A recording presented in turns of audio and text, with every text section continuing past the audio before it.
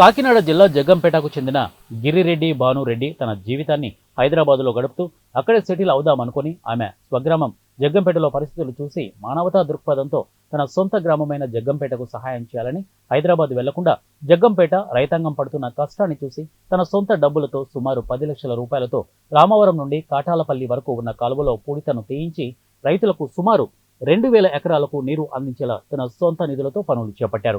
హైదరాబాద్ వెళ్లకుండా ఇక్కడే ఉంటూ రాబోయే కాలంలో జగ్గంపేటకు మరిన్ని మంచి కార్యక్రమాలు చేపడతామని ఆమె తెలియజేశారు. 2023 మేలో వచ్చాను నేను ఇక్కడికి. నేను అనుకున్నాను డిసెంబర్ కల్లా వెళ్ళిపోదాము, ఏ చిన్న చిన్న పనులు చేసుకొని నా ఆస్తులు నేను సరి చూసేసుకొని వెళ్ళిపోదామని అనుకున్నాను. అనుకుని వచ్చిన తర్వాత ఇక్కడ చూస్తే రియాలిటీ వేరు, మనం ఏదో అనుకున్నది వేరు అనమాట. ఇక్కడికి వచ్చి చూసిన తర్వాత నా పొలాలన్నీ కూడా మురికి కాలువలతో నిండిపోయి పొలం గట్లు కనపడకుండా నా పొలం ఎక్కడా ఏంటి అన్నది నేను ఎత్తుక్కునే పరిస్థితుల్లో ఉన్నాను అనమాట.